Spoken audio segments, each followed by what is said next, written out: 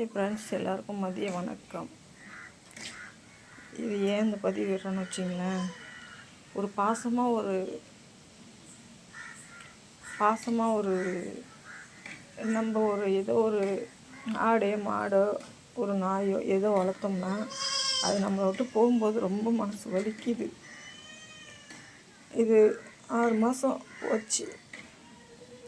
போட்டு இதுக்கு நிறைய வைத்தியம் பண்ணணும், ஒன்றும் முடியல. இதுக்கு முன்னாடி ஒரு குட்டி இதோட ஜோடி தான், அது செத்து போச்சு. ரொம்ப மனசு கஷ்டமாக இருக்குது ஃப்ரெண்ட்ஸ், ரொம்ப கஷ்டமாக இருக்குது. காலையில் தான் இறந்துச்சு. என்ன சொல்கிறதுனே தெரியல. பாருங்கள் ஃப்ரெண்ட்ஸ், எவ்வளோ பெரிய குட்டி. ஒரு ஆடாக இருக்கட்டும், மாடாக இருக்கட்டும், நம்ம வளர்த்த நாய்க்குட்டியாக இருக்கட்டும், அது நம்மளை விட்டு போகும்போது ரொம்ப மனசு வலிக்குது. எல்லாமே சாப்பிடும், ரொட்டி சாப்பிடும், எல்லாம் சாப்பிடும். நான் என்ன சாப்பிட்றேன்னா அது அப்படியே வாயில் வச்சு பிடிங்கி சாப்பிடும். என்ன பண்ணுறது, ரொம்ப மனசு வலிக்குது.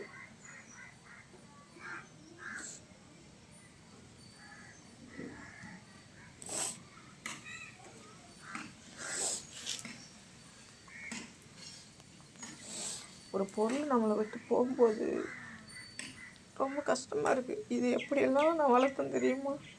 ஆனால் இப்போ நம்மளை விட்டு போயிடுச்சு, என்னை விட்டு.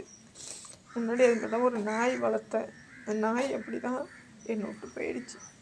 அந்த நாய் இறந்ததுலேருந்து எங்கள் வீட்டில் இதோட சோடி ஒன்று அது மாதிரி தான் முன்னாடி செத்து போச்சு. அதை நான் எதுவுமே பண்ணலை, அப்படியே கொண்டு புதைச்சாச்சு. இப்போ தான் இது செத்துச்சா, சரி வீடியோ போடும், ஒரு ஞாபகமாக இருக்கட்டும் அப்படின்னு சொல்லிட்டு தான் நான் போட்டேன் ஃப்ரெண்ட்ஸ். ரொம்ப கஷ்டமாக இருக்குது. அதாவது நம்மக்கிட்ட ஒரு பொருள் இருக்கும்போதே தெரியாது, அது நம்மளை கையை விட்டுட்டு போகும்போது தான் அதோட மனசு ரொம்ப வலிக்கும். எல்லாமே சாப்பிடும் ஃப்ரெண்ட்ஸ், நான் சாப்பிட்றது எல்லாமே சாப்பிடும். நம்ம என்ன கொடுக்குறோமோ அப்படியே சாப்பிடும். ஆமாம் ஃப்ரெண்ட்ஸ், ரொம்ப வலிக்குது ஃப்ரெண்ட்ஸ். ரொம்ப மனசு கஷ்டமாக இருக்குது. ஏன்னா ஒரு பாசமாக ஆடு மாடெல்லாம் பாசமாக வளர்க்கக்கூடாதுன்னு நினைக்கிறேன். ஏன்னா ஆடாக இருக்கட்டும், மாடாக இருக்கட்டும், நாய்க்குட்டியாக இருக்கட்டும், எதுவாக இருக்கட்டும், ஒரு லிமிட்டோடு வச்சுருக்கணும். ஆனால் அதுக்கு மிஞ்சி நான் வளர்த்துட்டேன். எதுவாக இருந்தாலும் என்கிட்ட அப்படி தான் வளரும். ஆனால் அது இப்போ வளர்த்துட்டு இந்த மாதிரி போகும்போது ரொம்ப மனசு வலிக்குது, ரொம்ப கஷ்டமாக இருக்குது ஃப்ரெண்ட்ஸ். பாருங்கள் ஃப்ரெண்ட்ஸ், ரொம்ப கஷ்டமாக இருக்குது ஃப்ரெண்ட்ஸ். காலையிலேருந்து மனசே சரியில்லை ஃப்ரெண்ட்ஸ். நான் ரொம்ப பாதுகாப்பாக வச்சுருந்தேன். வீட்டுக்குள்ளே தான் நான் கட்டுவேன், ஆடு கட்டுவேன், மாடு எல்லாமே வீட்டுக்குள்ளே தான் கட்டுவேன். ஆனால் இந்த மாதிரி செத்து போகணும்னு நினச்சி கூட பார்க்கல. நிறைய வைத்தியம் பண்ணணும், ஆனால் அது பழிக்கிற மாதிரி தெரியல. என்ன பண்ணுறது, விதி அவ்வளோதான் அப்படின்னு நினச்சிட்டு போக வேண்டியதான். இதெல்லாம் மனசு கேட்கல ஃப்ரெண்ட்ஸ். எனக்கு ரொம்ப வலிக்குது ஃப்ரெண்ட்ஸ்.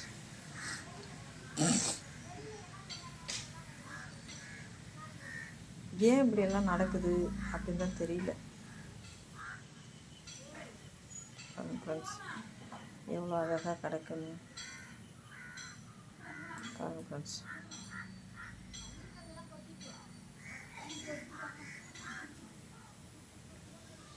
அப்படியே நம்ம சாப்பாடு போட்டோம்னா நம்ம உட்காந்து சாப்பிட விடாது, வந்து மேலே அப்படியே ஏறும், அப்படியே மேலே அப்படியே ஏறும். வந்துட்டு சாப்பாடு பிடுங்கி சாப்பிடும். தோசையாக இருக்கட்டும், பிஸ்கட்டாக இருக்கட்டும், பிஸ்கட் எடுக்க பத்தாது, உடனே பிஸ்கட் சாப்பிடும். நேற்று நல்லா மேய்ஞ்சிது ஃப்ரெண்ட்ஸ், நேற்று நல்லா மேய்ஞ்சிச்சு. நேற்று பிஸ்கட் 2 கொடுத்தேன், நல்லா மேய்ஞ்சிச்சு. அது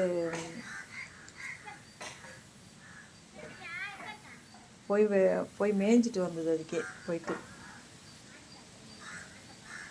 ஆனால் இந்த மாதிரி பாருங்கள், ரொம்ப கஷ்டமாக இருக்குது. என்ன பண்ணுறதுன்னு தெரியல, ரொம்ப கஷ்டமாக இருக்குது ஃப்ரெண்ட்ஸ். பாருங்கள்,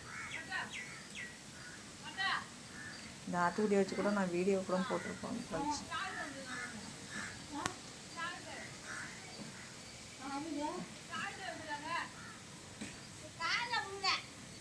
பாருங்கள் ஃப்ரெண்ட்ஸ். சரிங்க ஃப்ரெண்ட்ஸ், ரொம்ப கஷ்டமாக இருக்குது. Bye friends.